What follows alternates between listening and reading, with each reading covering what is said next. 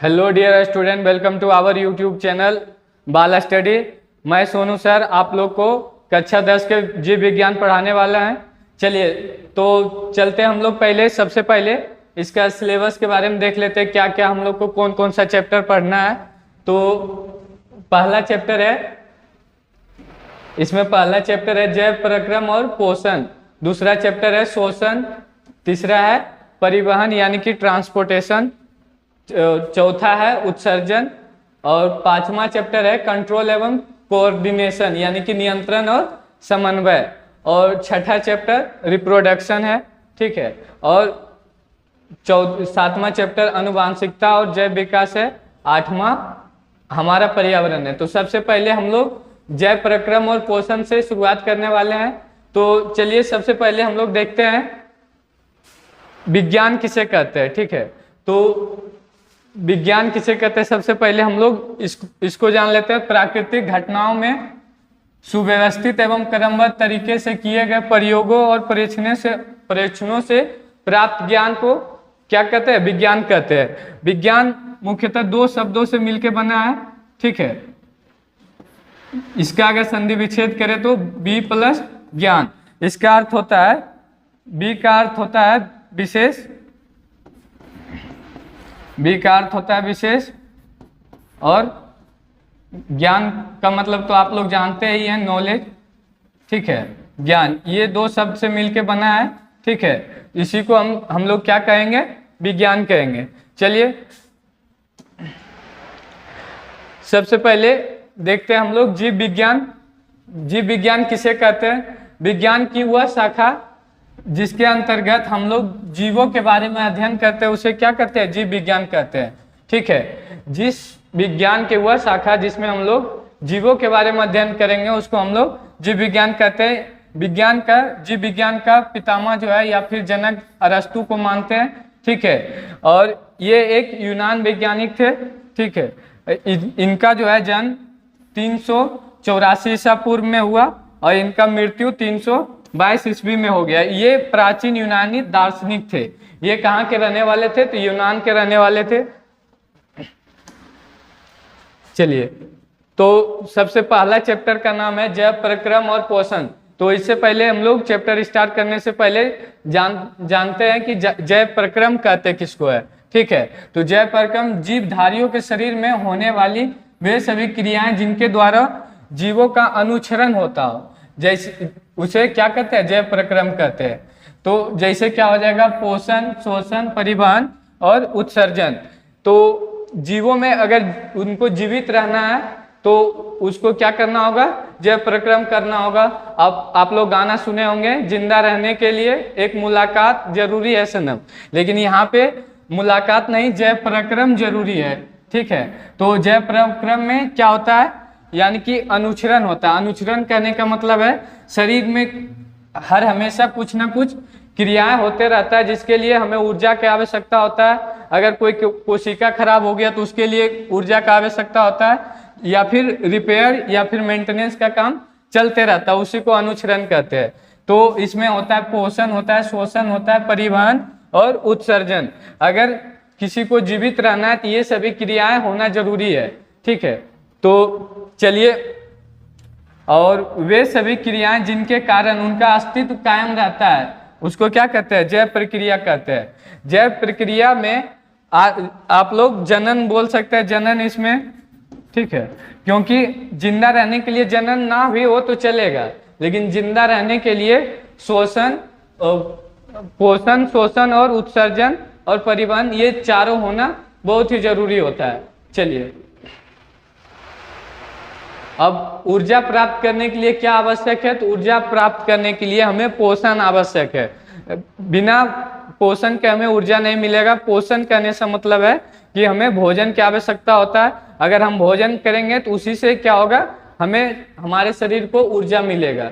और जिस प्रक्रिया में ऑक्सीजन का उपयोग होता है तथा ऊर्जा का उत्सर्जन होता है, जिस प्रक्रिया में ऑक्सीजन का उपयोग होता है तथा ऊर्जा का उत्सर्जन होता है उसे शोषण कहते हैं। यहाँ पे आप लोग से पूछा जाएगा कि शोषण किसे कहते हैं, तो ये परिभाषा होगा कि जिस प्रक्रिया में हमें ऑक्सीजन की जरूरत पड़ता है और उत्सर्जन के लिए कार्बन डाइऑक्साइड होता है, तो उसे हम क्या कहते हैं, शोषण कहते हैं।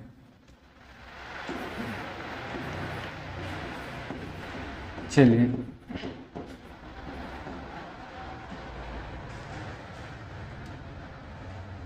अब है पोषक तत्व। पोषक तत्व जैसे नाइट्रोजन हो गया, फास्फोरस हो गया, पोटास हो गया, ये सभी क्या है, पोषक, मुख्य पोषक तत्व है। और एक होता है गौण पोषक तत्व, जैसे कैल्शियम, मैग्नीशियम, गंधक, ये सभी गौण पोषक तत्व है। जैव रासायनिक अभिक्रिया किसे कहेंगे, यानी कि इंग्लिश में इसी को बायोकेमिकल रिएक्शन कहेंगे। ठीक है, जीवों में होने वाली रासायनिक अभिक्रिया को जैव रासायनिक अभिक्रिया कहते हैं। वैसा अभिक्रिया जो जीवों में होता है उसको क्या कहेंगे, जैव रासायनिक अभिक्रिया कहेंगे। चलिए, तो जैव रासायनिक अभिक्रिया भी दो प्रकार के होता है, एक होता है अपचयी क्रिया, एक होता है उपचयी क्रिया।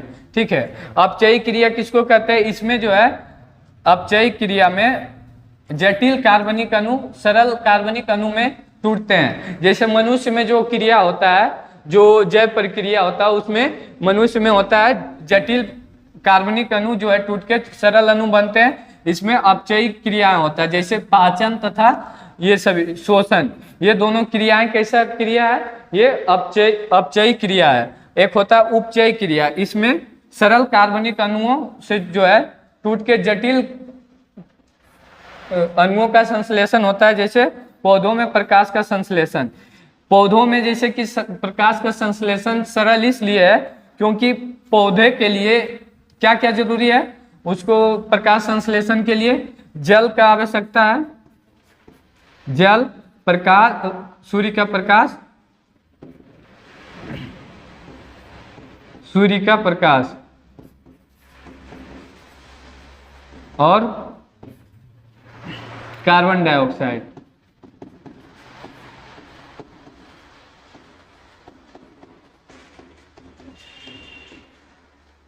ये तीन चीज जरूरी है। तो जल पौधे को कहीं से भी मिल जाता है, सूर्य के प्रकाश इजीली उसको मिल जाएगा, और कार्बन डाइऑक्साइड वातावरण से मिल ही जाएगा। तो ये सरल कार्बनिक अणुओं को क्या करता है, जटिल बनाता है। जैसे यही सब को मिला के जल, सूर्य के प्रकाश और कार्बन डाइऑक्साइड को मिला के पेड़ पौधे प्रकाश संश्लेषण के उपरांत क्या बनाते हैं, ग्लूकोज और जल का निर्माण करते हैं। चलिए अगला है पोषण। पोषण वह जटिल प्रक्रम है जिसके कारण कोई जीवधारी अपना भोजन ग्रहण करते हैं और जिससे शरीर की रचना और टूट फूट की मरम्मत एवं अन्य सभी जैविक क्रियाओं का संचालन होता है। पोषण के द्वारा ही कोई भी जीवधारी अपना क्या करते हैं, भोजन ग्रहण करते हैं, और क्या करते हैं, उसी के द्वारा जो भी उसके शरीर में जो भी रचना चल रहा है या फिर जो शरीर में वृद्धि होना है, तो या फिर शरीर के कहीं टूट फूट का मरम्मत करना है, तो वो किसके द्वारा होगा, पोषण के द्वारा ही होगा। चलिए, या फिर जीवों के द्वारा खाद्य पदार्थ ग्रहण करना, उसका ऊर्जा के रूप में उपयोग करने की विधि को ही क्या कहते हैं, पोषण कहते हैं। जैसे हम लोग भोजन ग्रहण करते हैं, तो भोजन ग्रहण करते हैं, तो भोजन से जो भी ऊर्जा रहता है वो ऊर्जा को हम लोग क्या करते हैं, अपने शरीर में उसको वृद्धि के लिए उपयोग करते हैं, या फिर जो भी जरूरत होता है शरीर को वो खुद ब खुद अपना एडजस्ट कर लेता है, उसी को क्या कहते हैं, पोषण कहते हैं। अगला है पोषण की विधि।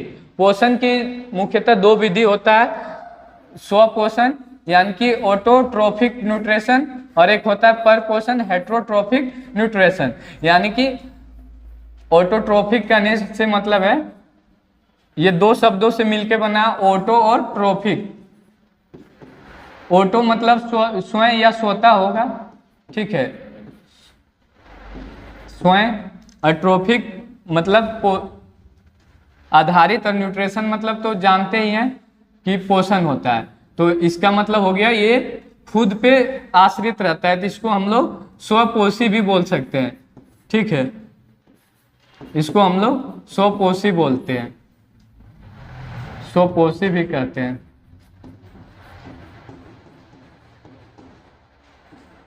और दूसरा है पर पोषण यानी कि हेट्रो। हेट्रो मतलब होता है विषम, और न्यूट्रिशन मतलब पोषण।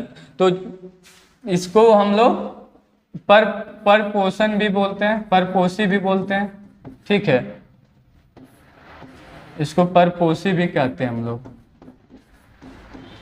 चलिए, अब इससे पहले हम लोग स्वपोषण का परिभाषा देख ले। स्वपोषण पोषण की वह विधि है जिसमें कोई भी जीव किसी अन्य जीव पर निर्भर ना रह के वो खुद से ही क्या करता है, खुद पे ही निर्भर रहकर स्वयं संश्लेषित करते हैं और उसे स्वपोषण कहा जाता है। जैसे और इसे स्वपोषी भी कहते हैं, जैसे हरे पेड़ पौधे इत्यादि, ये सभी क्या है, ये स्वपोषी हैं। ठीक है, ये किन्हीं दूसरे पर आश्रित नहीं रहते, ये खुद ब खुद सूर्य से प्रकाश लेकर जल लेकर खुद प्रकाश संश्लेषण करके अपना भोजन बनाते हैं।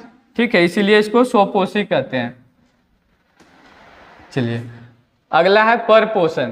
परपोषण पोषण की वह विधि है जिसमें कोई जीव अपना भोजन स्वयं संश्लेषित ना करके किसी अन्य जीव किसी रूप में अन्य स्रोत से प्राप्त करते हैं, उसे परिपोषण कहते हैं। जैसे ऐसे जीव को स्व परपोषी बोलते हैं। ऐसे जीव को क्या बोलते हैं, परपोषी बोलते हैं। ठीक है, जैसे अमरबेल हो गया, ठीक है,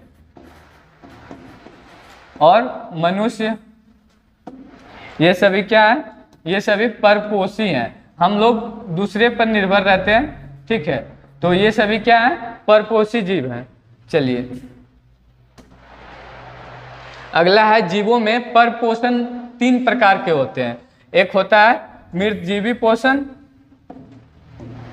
यानी कि सेप्रोफाइट न्यूट्रिशन, और दूसरा होता है परजीवी पोषण यानी कि पैरासाइटिक न्यूट्रिशन, और तीसरा होता है प्राणिसम यानी कि एनिमल न्यूट्रिशन। ठीक है, तो हम लोग एक एक करके तीनों का परिभाषा देखेंगे। ये जीवों में परपोषण जो है 3 प्रकार से होते हैं, मृतजीवी, परजीवी और प्राणिसम पोषण। ठीक है, तो चलते हैं एक एक करके देखते हैं मृतजीवी परपोषण किसे कहते हैं।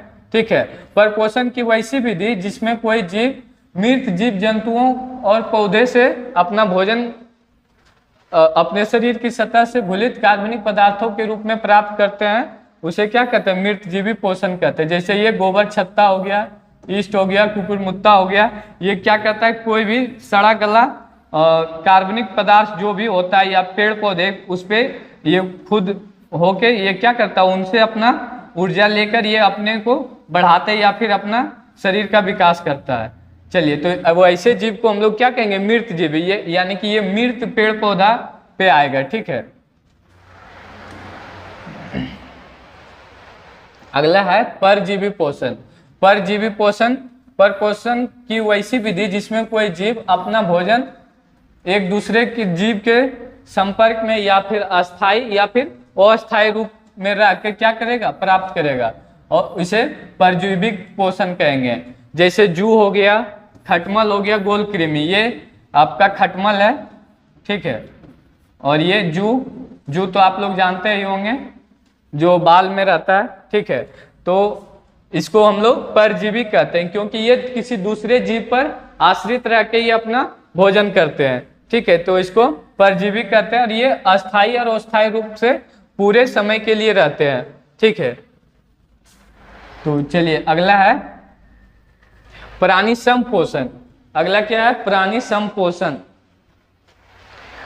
पोषण की वैसी विधि जिसमें कोई प्राणी अपना भोजन ठोस या तरल रूप में जंतुओं के भोजन ग्रहण करने की विधि द्वारा करते हैं, वो प्राणिसम पोषण कहलाते हैं। वैसा जीव जो किसी भी प्राणी का अपना भोजन ठोस या तरल रूप में जंतुओं के भोजन ग्रहण करने की विधि द्वारा करते हैं, इसको हम लोग क्या कहते हैं, प्राणिसम पोषण कहते हैं। जैसे मनुष्य हो गया, मेढक हो गया, ये मेढक है, ठीक है, और ये मनुष्य, ये सभी प्राणिसम पोषण का उदाहरण है। ठीक है, आगे देखेंगे हम लोग।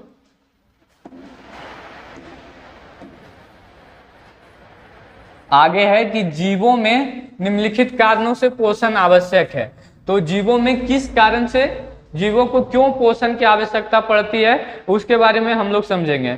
ठीक है, तो चलिए सबसे पहले देखते हैं जीवों में क्यों आवश्यक है। तो ऊर्जा की प्राप्ति पोषण के अंतर्गत जीव भोजन ग्रहण करते हैं जिससे जीवों की क्या होता है, शारीरिक वृद्धि होता है, जिससे जीवों की ऊर्जा प्राप्त होता है। ठीक है, अगला है शारीरिक वृद्धि। भोजन से ही नया जीव द्रव्य का निर्माण होता है जिससे शरीर का वृद्धि होता है। अगर कोई जीव भोजन करते हैं तो उसी से उसको क्या होता है, ऊर्जा प्राप्त होता है, उसी से भोजन के द्वारा ही उसका शरीर का विकास होता है। और कोशिकाओं और ऊतकों में होने वाली टूट फूट की मरम्मत होती है। अगर कोई कोशिका खराब हो गया या फिर नया कोशिका बनना या फिर मरम्मत होना है तो बिना भोजन के, बिना ऊर्जा का ये सब संभव नहीं है।